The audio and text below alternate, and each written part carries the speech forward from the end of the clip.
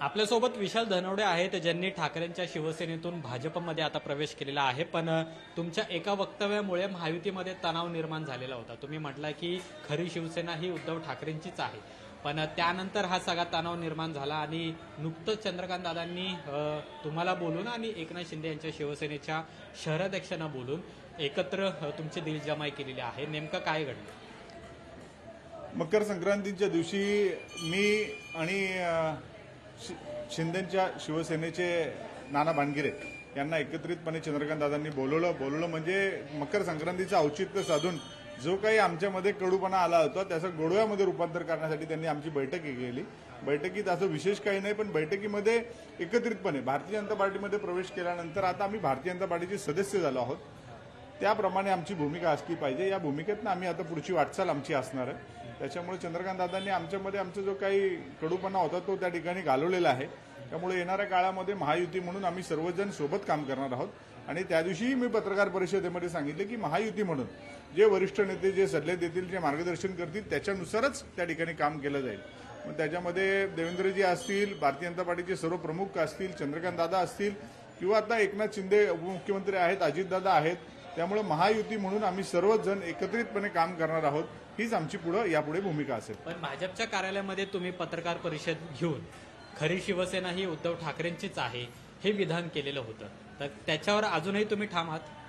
नाही, ती त्यावेळेची मी ज्यावेळेस शिवसेनेमध्ये होतो त्यावेळेची शिवसेनेची भूमिका होती। आता मी भारतीय जनता पार्टीमध्ये आहे म्हणून मी तुम्हाला भाजपच्या कार्यालयामध्ये प्रवेश केल्यानंतर ही प्रतिक्रिया दिलेली होती।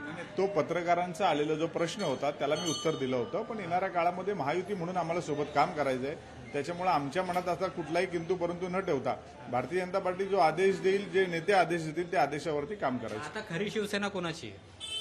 आता हा न्यायप्रविष्ट बाब आहे। त्याच्यामुळे न्यायालय जो निर्णय देईल तो निर्णय सर्वांना मान्य असेल। भाजप अजूनही म्हणते की खरी शिवसेना ही एकनाथ शिंदे यांचीच आहे।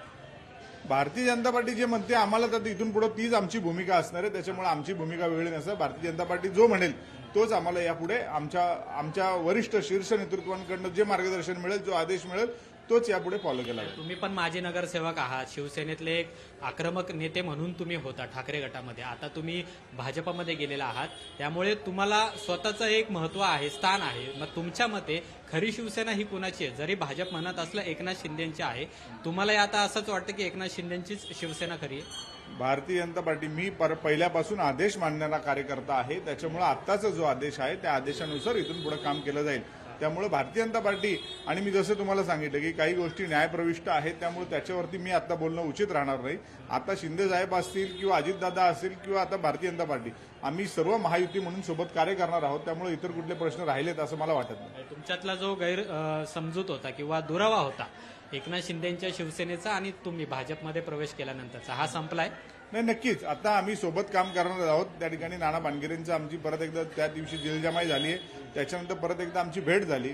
त्यामुळे विविध कार्यक्रमाच्या माध्यमातून आता कुठेही असेल तर आम्ही महायुती म्हणून सर्वजण सोबत दिसू। खूप खूप धन्यवाद आमच्याशी बोलल्याबद्दल। तर हे विशाल धनवडे होते जे ठाकरेंच्या शिवसेनेमध्ये आक्रमक होते, त्यांनी आता भाजपमध्ये प्रवेश केलेला आहे आणि त्यांच्यामध्ये आता खरी शिवसेना आहे ती उद्धव ठाकरे यांची नसून एकनाथ शिंदे यांची आहे असं त्यांनी म्हटलेलं आहे। आणि त्यांच्यामधला म्हणजे भाजपमध्ये प्रवेश केल्यानंतर महायुतीमध्ये जो तणाव निर्माण झालेला होता तो कुठेतरी आता संपल्याचं त्यांनी म्हटलेलं आहे। स्वतः चंद्रकांतदादा पाटील यांनी याच्यामध्ये मध्यस्थी केल्यानंतर विशाल धनवडे आणि त्याचबरोबर एकनाथ शिंदे यांच्या पुणे शहराचे शहराध्यक्ष असलेले नाना भानगिरे यांना एकत्र येऊन मकर संक्रांतीच्या दिवशीच त्यांचा जो कडूपणा होता तो घालून जो दिलजमाई आहे ती यामध्ये केलेली आहे। पण आगामी महानगरपालिका निवडणुकांपर्यंत ही दिलजमाई तशीच राहते का हे सुद्धा पाहणं महत्वाचं असेल, कारण की शेवटी ते ठाकरेंचे शिवसैनिक आहेत आणि त्यामुळे येत्या पुढील काळामध्ये ते कशा पद्धतीने महायुतीमध्ये जुळवून घेतात हे सुद्धा पाहणं महत्वाचं असणार आहे।